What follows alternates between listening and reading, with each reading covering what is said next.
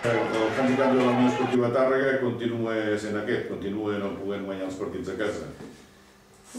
La veritat és que no, la veritat és que sí, és el handicap. Avui no m'ha estat bé i no m'ha estat bé, si no estàs molt bé en aquesta categoria, doncs no guanyes partits i per guanyar-los has d'estar molt bé, has d'estar molt posat i avui, sigo pel que sigo, no s'han donat aquestes dues coses que s'han de donar i l'equip ha perdut. Bé, tu i jo ens excusarem i ens podem dir que les baixes han estat importants davant d'un rival que potser ens ha sorprès, però la plantilla té altres jugadors.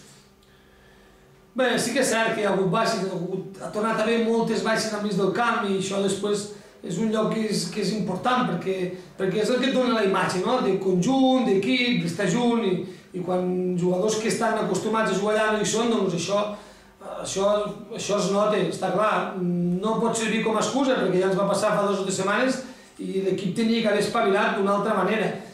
No hem sigut capaços de trobar la fórmula i això és una cosa negativa d'entrada pel cos tècnic o per l'entrenador de no saber donar amb la tecla per donar un mig del camp fort. Per altra banda, bé, crec que el programa aquest s'acaba, la setmana que ve tornem a tindre tot el mig del camp i ja no serà cap excusa i amb la qual cosa, si aquestes setmanes això ens podia valdre que no ens valia però sí era cert, ara ja ens val més això. Bé, en plan de crítica, però en plan de crítica jo diria que positiva.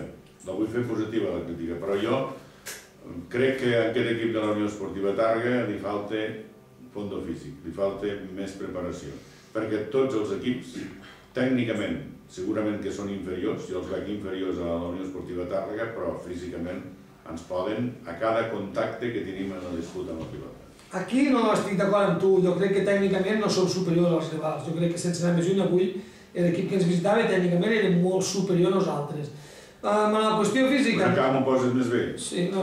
Amb la qüestió física sí que puc estar d'acord amb tu, que l'equip no ha semblat prou fort, i sí que és cert. Però també és cert que els 2 partits que hem perdut a casa m'han queixat molt d'hora i això automàticament debilita. Si un equip té força experiència i força saber estar, doncs això no tindria per què debilitar, al contrari, tindria que enfortir, però si estem parlant de jugadors que l'any passat jugant a segona regional i d'aquestos n'hi ha 2 o 3 i després d'altres que juguen a primera regional, quan hi ha un cop d'aquestos tant d'hora, doncs la gent se mira, la gent busca solucions i no en troba i això automàticament minva molt.